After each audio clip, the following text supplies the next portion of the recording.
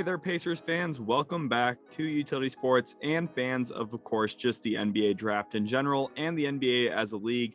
I'm so excited to be covering another NBA draft night preview here. This one focused on the Indiana Pacers with some potential draft selections that they could make and some potential trades, one specifically that they could also look to execute on draft night.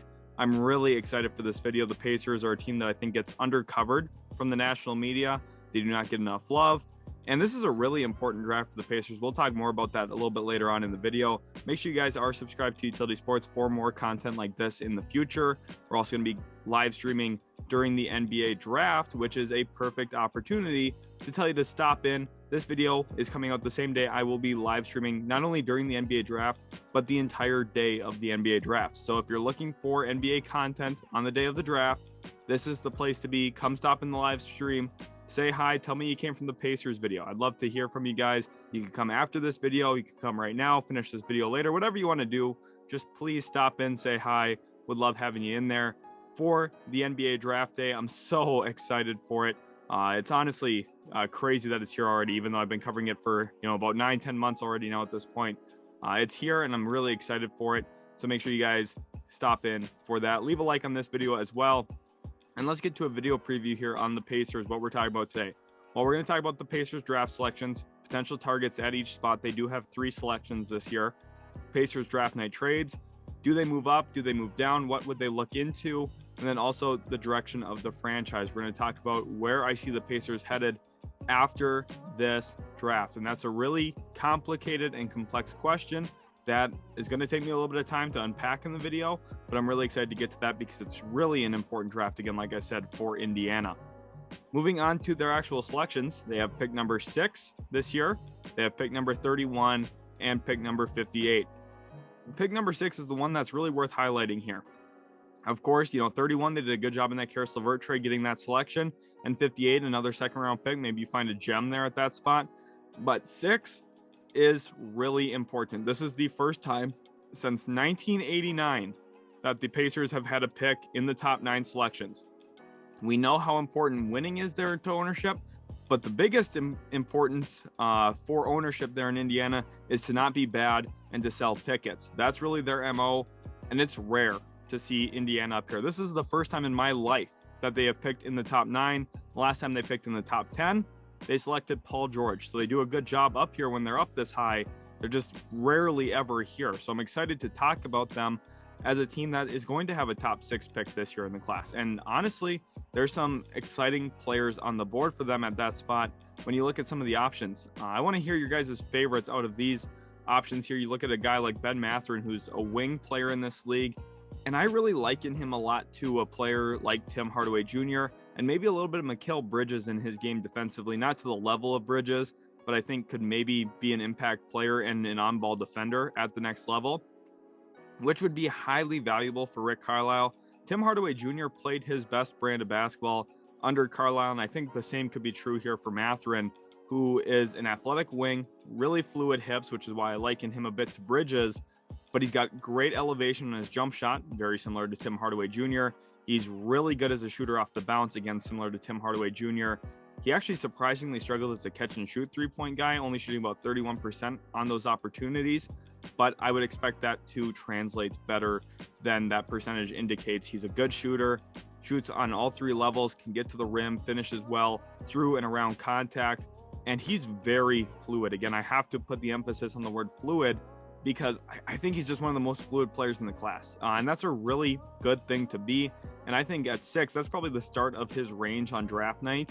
And if Indiana grabs him, I'd feel really happy about that if I was a Pacers fan. I think he's a perfect fit next to Tyrese Halliburton and Miles Turner.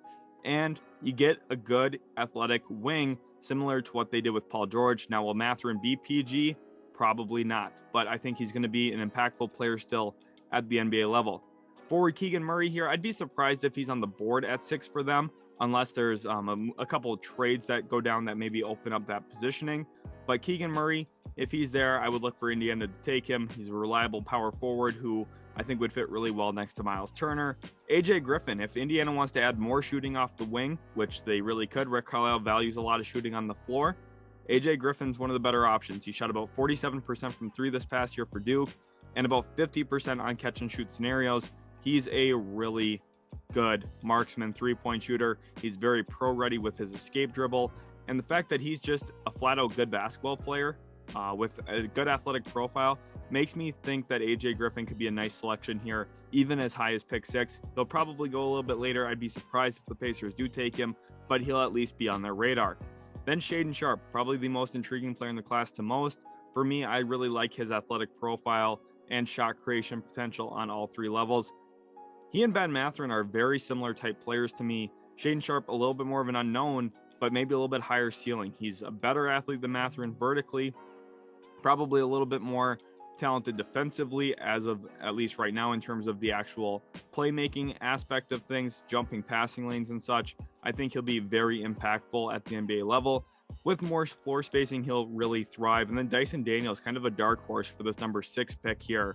If they stay at 6 and took Dyson Daniels, you'd look at a 6'6" and 6'8" backcourt of Daniels and Halliburton, and you have to really like that. I think Daniels does a lot of the things Halliburton doesn't do, which would make them really solid complementary pieces together. I'm lower on Daniels than most, I really am, but I still think Daniels can thrive in this league if used in the right role, and I think Indiana is actually one of the better landing spots for him, so I'm hoping to see him go to a place where he can thrive and succeed. The Pacers are definitely one of those teams. Moving on to pick 31, and here's where you get a little bit less sure on what's going to be available, potential targets, but these are 4 guys that I highlighted as options. David Roddy, forward out of Colorado State, really like his game. He's way more athletic than you would guess looking at his physical profile because he's a big, sturdy wing who you would think, okay, this guy's not going to jump very well, but then he jumps really, really well, which is surprising. He's very explosive and just an all-around pretty good basketball player. Trevor Keels, defensive-minded guard who probably guards 1 through 3 at the NBA level, is able to drive with authority, finish into contact, knocks shot blockers back by hitting them in the chest with his shoulder, and has the concentration to finish. Probably not one of the higher upside picks, but a very safe player who I think would find a role in the league almost immediately. Darian Sebron. Now, he's a player who has been one of the biggest risers. A lot of people look at him as a mid-second round pick, but if the Pacers really like him, I could see him going 31 here. He had a 39-point, 20-rebound game this past season at the collegiate level. Now, that game did go to 4 overtimes, but they were actually trailing for most of that game, and Darian Sebron's really the only player that kept NC State in that one. It was a really heroic performance from him, got to the free throw line a ton, and those are things he will continue to do at the NBA level. He will drive into contact, absorbs it really well, and can finish with both his right and left hand. Now, he's got to improve as a decision maker. He has to improve defensively with his impact, but the athletic profile, the finishing traits are there. And if you're looking for players that fit around Halliburton specifically, you want athletic players who can get to the rim, draw contact, get to the line. Sebron does all of those things. Then Christian Braun, a player who is just a flat-out winner, was highly impactful for Kansas this past year, was arguably their best player at certain times. I know Ochai Agbaji gets a lot of the love there, but Christian Braun was the player they played through a little bit more frequently with the ball in his hands. He's a good transition player, and I think honestly an underrated asset that a team could grab. We see players like Braun all the time come through the NBA and end up working out really well. Teams that find players in the second round that can work tend to do pretty well long term. I think Christian Braun's an example of a really good pickup here. And then 58, this is where we get to really shaky ground. We don't know what's going to be there. This is the final pick of the draft this year. So what do they look at? Kai Soto's here. From a management perspective and ownership perspective, this pick feels like a no-brainer because of the amount of jerseys they would sell. And there's also some long-term upside here. Is he ready to make a day one impact? I don't think so, but that's not a bad thing. He's a player that, give him a year or two down in the G League, let him play with the Fort Wayne Mad Ants. He'll develop. He's a solid passer of the basketball, and at certain moments has been able to shoot fairly well. He's a left-handed shooter, but he's an ambidextrous player. Definitely intriguing. Isaiah Mobley, a player I like more than most. I think he would be on the radar here as a floor-spacing forward who can probably play the power forward spot. Obviously, his brother Evan lit the league on fire last year. He will not play the same way as Evan Mobley. He's not quite as athletic, but he's actually a decent connecting piece offensively. Defensively, somewhat shaky, but Indiana, with Miles Turner there, maybe would still consider it. Offers some length and size there at the power forward spot. Then we have 2 intriguing wings here in Peyton Watson and Justin Lewis. And these are 2 of the players I'm most unsure about in the class. Peyton Watson, was a former 5-star recruit. Everyone thought, wow, he's going to UCLA. They're going to have another great season. He's going to be a real addition to this team. And he struggled. He had a terrible season, actually, at UCLA. There were some brights there. He's athletic, has some shot creation potential, changes direction well, really quick player with some pretty good size to him. But this is a development project. You're going to have to wait a little bit to see him make an impact at the NBA level. He is a freshman, though, so he's young, and that's something that Indiana can maybe sell themselves on with the final pick of the draft. Justin Lewis, he's a sophomore and vastly improved from his freshman season at Marquette. Part of why I'm unsure about him, feels like a budget Tari Eason in a lot of ways, and I don't say that necessarily as a negative, but at the same time, if you have any questions about Tari Eason's offensive game, I'm not sure how you could really believe in Justin Lewis really transitioning well to the NBA outside of the fast break opportunities that he would likely thrive in. Then Iverson Molinar out of Mississippi State, a player who I think I haven't talked enough about on the channel that does deserve a lot of love and credit. Now, he had a really atrocious year shooting from three this past season for Mississippi State as a junior. His sophomore season, however, he shot 43% from three, and they were on similar volumes. So what player is he? Is he the good shooter? Is he a bad shooter? Or is he somewhere in between? I would bet on somewhere in between. But if we even get close back to that sophomore shooting year, he's a huge steal and something I could see totally working in Indiana. He's a little bit like Jalen Brunson with his handle. He's not the best ball handler, but he's crafty with it. Knows how to use head fakes, up and unders, can get to his spots, and I think would be a really nice grab as a backup guard behind Tyrese Halliburton for Indiana. Obviously, they have Brogdon there right now, but potentially Brogdon could get traded. And I think Indiana's kind of open to best player available at most of these selections, which leads us here to trying to get the best player available. One draft night trade that I think Indiana needs to consider and should honestly really aggressively pursue, and it's with the Sacramento Kings. This deal, I know Kings fans probably won't love it, but I think this is something that could come together. Sacramento Kings receive pick number 6, who they would then at that spot probably take Keegan Murray out of Iowa, who I talked about. Maybe he would fall to 6 if there's some trades. This is an example of that. They would also get the Cavaliers 2023 first round pick, which thank you to some of my viewers who corrected me on that. It is lottery protected. Of course, trying to remember all 30 teams' assets is a little difficult from time to time. So occasionally I do have some slip ups in videos. Thank you again for the corrections. They would also get pick 31, pick 58, and guard Malcolm Brogdon, which I know this sounds like a lot. Pacers fans, I understand how much this sounds like, but in return, you move up to pick number 4, which is a vast improvement over pick number 6 in my estimation, especially with the player you would get, which is Jaden Ivey. I think someone who Pacers fans would love to see playing for the Pacers, just given the fact that he's from Purdue, heading over to Indiana. It's a feel-good story that I think would be a great outcome for both sides. And then also center Richaun Holmes, which would be a sneaky good pickup here. Yes, I know they have Miles Turner. Holmes probably is better off as a starter somewhere. I think he's too good of a player to have off the bench, honestly. But there's been rumors that Indiana could look into trading Miles Turner. Maybe you send Miles Turner for another first-round pick. And then at that point, you have not only 4 to play with, but another maybe pick 13 or 15 from Charlotte. That could be something you work with. But ultimately, let's say they don't even make a Miles Turner trade. Richaun Holmes, play him as a backup. He's probably the best backup center in the league. And he does fit around Miles Turner a little bit better than he does with Domantas Sabonis there in Sacramento.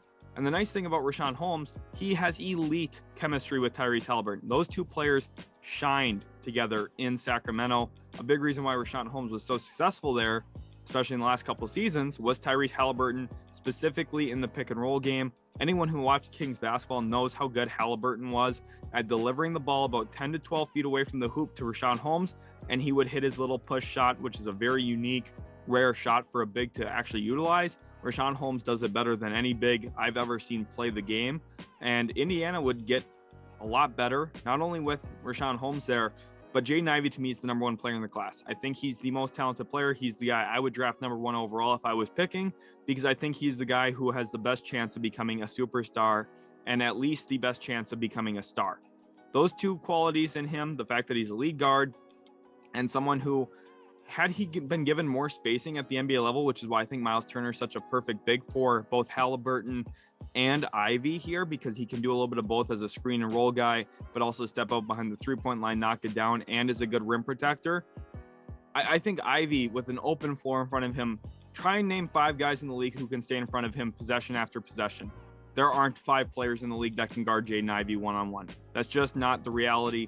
Jaden Ivey, space the floor for him. Watch out. He's getting to the rim, and he's going to rip the rim off with it. He's going to be a really nice player in the NBA, and I think Indiana would be really well suited making this deal. I know it looks expensive here with everything you're giving up, specifically Brogdon, who could maybe net you a first rounder himself, but trust me, Jaden Ivey's well worth it. Kings fans are going to ask, why don't we just take Ivey? Because Ivey doesn't want to be there. He has not really communicated with the Kings. They have not had him in for a workout.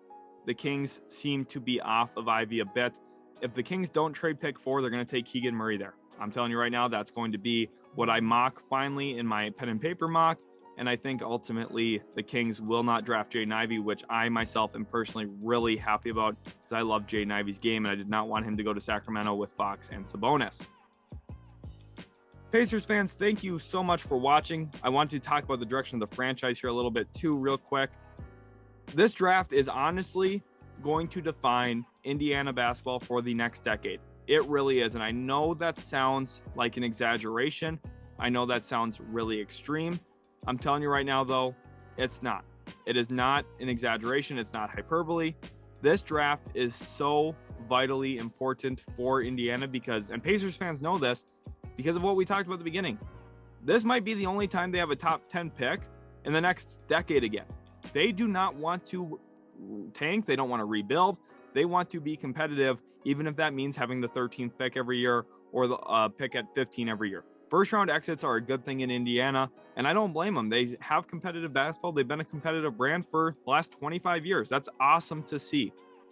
But the issue with that for Indiana means you don't get a lot of opportunities at some of the top guys. Moving up to number 4 should be the prerogative. Getting Jaden Ivey should be the prerogative. This draft will define Indiana basketball. If they get Jaden Ivey, they're the winners of the draft. I firmly believe that. They would be the number 1 team on my draft winners and losers for the winners category. The team that gets Ivey is going to be in a great situation. I really believe that. Indiana, let's say they don't move up though. Let's say they get a guy like Shaedon Sharpe or Ben Mathurin. I still think it's going to be really good for them. The ceiling's not quite as high, but maybe if you can find a couple other pieces down the road at 31, 58, add some extra stuff in there that helps you, this could be really huge for Indiana. This draft is so vitally important. I keep saying that, but I just can't stress enough how much this year's class matters. Not only for other teams, but specifically the Pacers. Again, hopefully you guys did enjoy today's video. Thank you so much for watching. Make sure to leave a like and also subscribe to the channel. And then comment Pacers big day in the comment section if you made it to this point in the video. It lets me know I did a good job and that you enjoyed. Again, comment Pacers big day. Thanks so much for watching, guys. Pacers fans, come stop in the live stream with me. Thanks so much for watching, and we'll catch you in the very next Utility Sports video. Today's video is sponsored by Manscaped. Attention listeners, are you ready to be blown away? Well, you asked for it and they listened. Our friends at Manscaped just relaunched the Ultra Smooth package. It's back, baby. Your new favorite tool and complement to the Lawnmower 4.0 to keep your boy smooth while looking and feeling their best. The specialized groin shaving kit is here to help you buff, protect, and shave your most sensitive areas. It's time to crop that bush of yours and get right to the roots with a discount just for you from Manscaped. Get 20% off plus free shipping when you use code utility20 at manscaped.com. Again, use code utility20 at manscaped.com. We'll have a link to the website, in the bio. And looking at right now where you're at,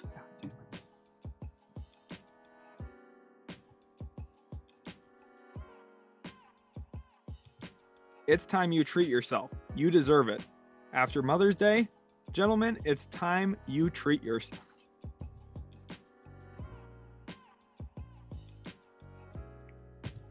After Mother's Day and treating the women in your life, it's now time to treat yourself, men.